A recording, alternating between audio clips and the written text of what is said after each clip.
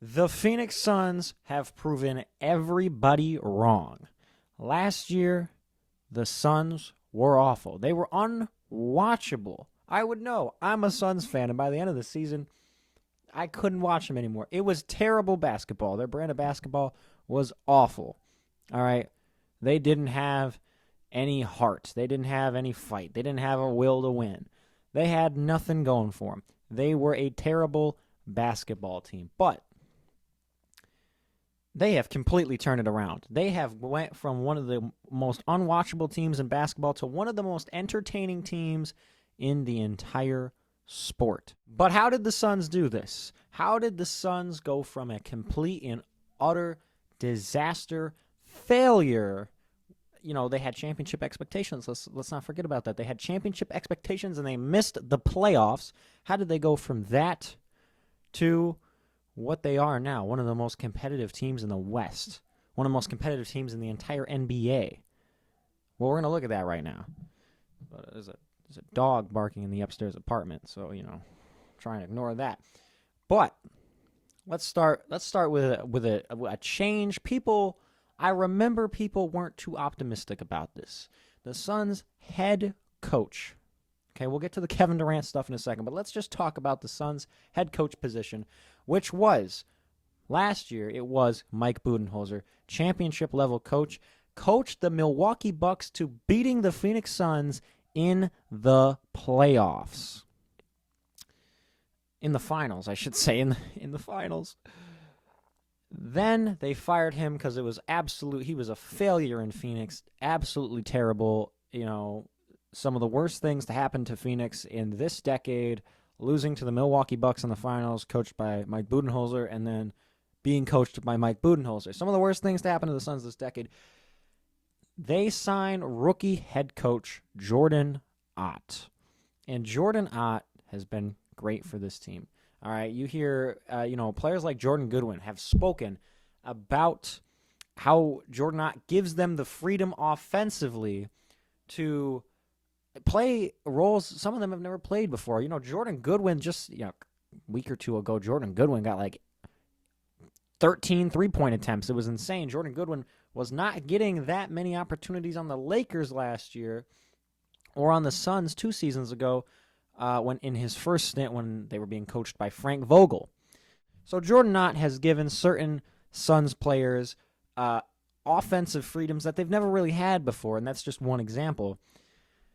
But when it also comes to Jordan Ott is defensively, this team is fantastic. And that's not all Jordan Ott. We'll get to the fact we've had some developments in the defensive range in a minute. But this team last year, the Phoenix Suns last year, which they've changed quite a few members of the roster, but there's still a good amount of people that were on this team last year. But last year, the Suns were 28th in defensive rating. This year, as of recording, they are 7th. And I'd also like to point out that in defensive rating, when we have Jalen Green healthy for an entire game, which has only been 2 games, but I'm going to point this out anyways, when we have Jalen Green healthy, we have a defensive rating of 106 in Phoenix. 106. So keep that in mind. At the time of recording, the Suns haven't played the Nets yet. Jalen Green might play, he might not play. So offensively, the Suns they're not as good on offense. But I think their offense is better. Their offensive rating, they were 10th in offensive rating last season under Mike Budenholzer. They're 14th this year. But Jalen Green has played 4 games, and 2 of them he got injured in. So I don't know, maybe we could say Jalen Green's so irrelevant it doesn't even matter because he's barely played. Who cares about, if Jalen Green plays, Jalen Green don't play. But I'm just saying that stat is gonna be a little skewed because we haven't had a healthy roster. But defensively, we have been fantastic. Again, top 10, or did I say 7th? I'm at 9th, I should say. I can't read, sorry. We are 9th in defense. Either way, we're a top 10 defense, okay? My illiteracy aside, the Phoenix Suns are a top 10 defense in the NBA. Now we're going to get on to who has come and who has gone from the Phoenix Suns. And we're going to start with the big name. We're going to start with Kevin Wayne Durant, who I will always contend making the trade for Kevin Durant was not bad. Not a bad trade. However, trading for Bradley Beal was awful. Bradley Beal, one of the worst trades in recent Phoenix Suns history, okay? Of the last 10 years, that's got to be maybe the worst thing the Suns have done. Trade for Bradley Beal. The best thing we got out of that trade was Jordan Goodwin. I think he came in that trade. I could be wrong, but I feel like he was involved in that trade. Jordan Goodwin's great. Bradley Beal, I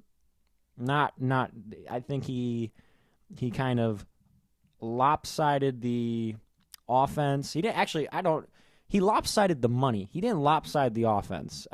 He just wasn't good on offense, actually, if I'm recalling. He was efficient, but he was also efficiently not good, Like, I've never seen anyone average like 50% field goal with like 18 points a game and it not be impactful, but that was Bradley Beal in Phoenix. So we traded Kevin Durant. We straight up bought out Bradley Beal, and I think we should have done that this time last year. We should have just bought him out midway through the season. In any regards, we traded Kevin Durant for Jalen Green, who's been mostly a non-factor for the Suns thus far into the season, and for Dillon the Villain Brooks. And I was talking to one of my coworkers. I was working at a dishwashing. I was a dishwasher when KD got traded, and there were rumors he was going to go to the Rockets. And I'm like, you know what? I know for a fact that if we trade Kevin Durant to Houston, we're getting Dillon the Villain. And sure enough, that is what happened. And the dude I was working with, I was talking about basketball with, thought it was just he thought that was a bad thing. But Dillon Brooks has come to Phoenix. He has helped change the culture. You want to know why? Dillon Brooks is a dog. Dillon Brooks is a dog, and we have a team full of dogs. Okay, straight dogs. All right, they got that dog in them. I don't know how many more ways I can say that. It's getting repetitive, but Dillon Brooks has been elite for the Suns. In my opinion, an all-star caliber season. Now, the last week, Dillon Brooks ain't been playing great. He played great the other night against, Miami?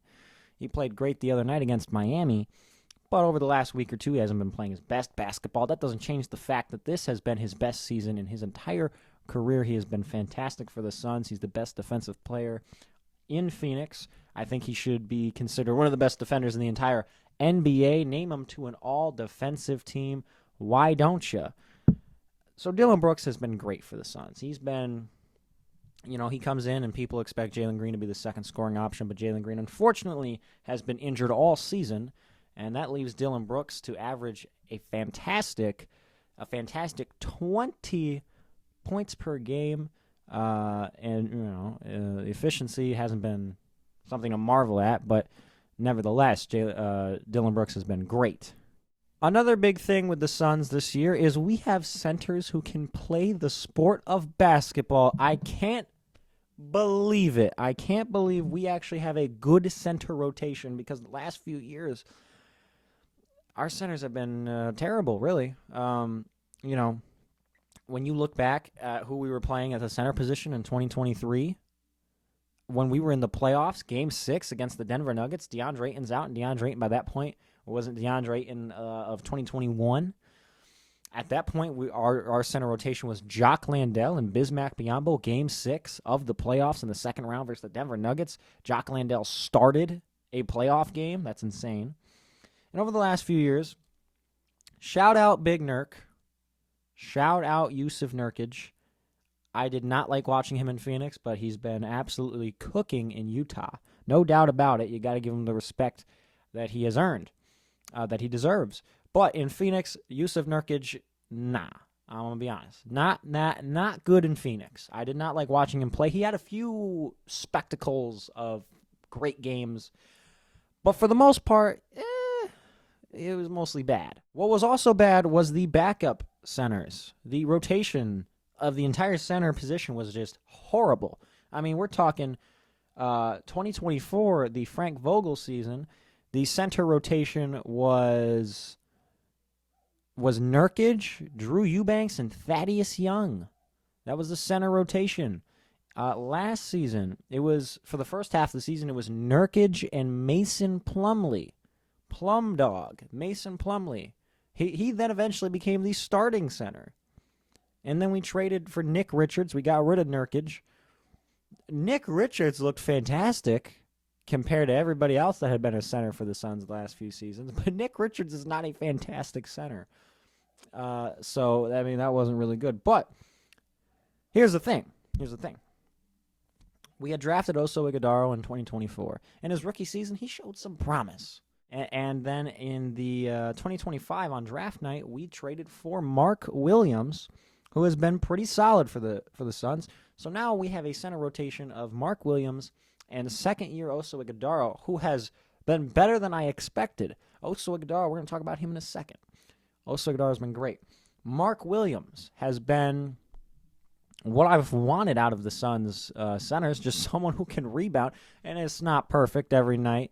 Some nights he gets 3 rebounds, some nights he gets out-rebounded by Jordan Goodwin, but Mark Williams looks like Shaq compared to the centers that we have had the previous seasons before he became a Sun. So I really did not like our center rotation for a couple of seasons. It was pure awful. Really, since the 2022 season, whenever we had DeAndre Ayton and Dario Saric and JaVale McGee, that was kind of the last time that the Suns had a good center rotation, and now we have Mark Williams and Oso Ighodaro, and, sometimes I guess if one of them's hurt, you got to throw in Nick Richards, which, okay, he's a decent backup center. Not a good starting center, though. And honestly, at this point, Oso Ighodaro is the quality of a starting center. He's putting everything together. And I'm going to further elaborate on Oso Ighodaro momentarily, because we are going to talk about 5 Suns players from last season who are still on the team and how they have improved to help make this team better. All right, and those 5 people are Oso Ighodaro. They are Ryan Dunn. They are Grayson Allen, Royce O'Neal, and Colin Gillespie. I've heard both. I don't know. I'll use them interchangeably. So Oso Ighodaro, 40th pick in the draft. He has improved last year in basically every facet, okay? He is more confident with the ball. He is a better defender. He was already a good defender. He is a better defender. Better passer, smarter player, more of a leader, especially over the last few weeks. I've seen Oso make plays when plays aren't being made. When no one's stepping up, Oso Ighodaro is. Ryan Dunn, one of the best defenders in college, to my knowledge. That's what they told me. Hey, that rhymed. That's what they told me on draft night. Not me personally, but they said it on the broadcast. Ryan Dunn, one of the 5 best college defenders. He comes into the NBA. His first 3 games, he's guarding LeBron James, James Harden, and Luka Doncic, and he is putting them in the dungeon, all right? He's putting them in the dungeon. Ryan Dunn, second year, he is a more disciplined defender. He's a better defender just in general. He fouls less. He plays smarter. He's got a better handle on the ball. And I was worried about his three-point shot. In his second season, the first few months, because it didn't look like it had improved. But ever since January started, he's been cooking. He's been knocking those threes down. I'm talking multiple three-pointers a game. That's what Ryan Dunn's bringing to the table. Big improvement from both of the rookies. We want to talk about Grayson Allen. A lot of players are having their best year here. A lot of players are having their best seasons of their career right now. Grayson Allen, averaging 16 points per game. He has been elite. You want to know my nickname for Grayson Allen? Grayson Michael Jordan Allen. Grayson Allen is legitimately him. All right? And look, 16 points a game. He's shooting lights out from 3. He's making great plays. He's like, what can you say Grayson Allen isn't good at? Seriously. I mean, he is him. That's all I got to say. Then we talk about Royce O'Neal. Royce O'Neal, kind of a funny player, to be honest, because sometimes he makes really questionable decisions with the basketball. But that doesn't change the fact he's having one of the better years of his career in the NBA. And he's knocking the 3 down. That's what he goes out there to do. You don't really expect Royce O'Neal to do anything else. He's shooting like 70% of his shots from the 3-point range. He's knocking them down. And I think he's playing better than he was last year. So, good for him. And good for the Suns. Thank you, Royce O'Neal, for playing pretty good. Colin Gillespie. Gillespie, I think he played 36 games last season. And he had that game winner. I don't even know if I watched it live because it might have been in March, and I wasn't really watching the Suns in March. He had some crazy game winner. I think it was against the Bucks. It might have been against the Bucks. But Colin Gillespie has been crazy this season. Mr. Fourth Quarter, Colin Gillespie has been, like last year, he played 36 games, I think. Maybe he played more. I think I might be confusing him for someone else, but there's a chance. But he has been consistently in the rotation this season. He has been a starter. He has earned that spot. He's been good on defense. He's been electrifying at times on offense. And, yeah, I mean, I don't know. I think he played for Denver. I don't know why they got rid of him. Yeah, very grateful for the play of Colin Gillespie this season. A candidate, in my opinion, for the most improved player. Forgot to mention, I don't know if I mentioned this, Jordan Knott should be a candidate for Coach of the Year. So, yes, that is maybe not all the reasons the Suns have been utterly fantastic and a joy to watch this season, but that's a good number of the reasons why. And notice how I did not mention Devin Booker really at all in this video, and that's because Devin Booker neither improved nor declined in his basketball play. He is just always utterly fantastic.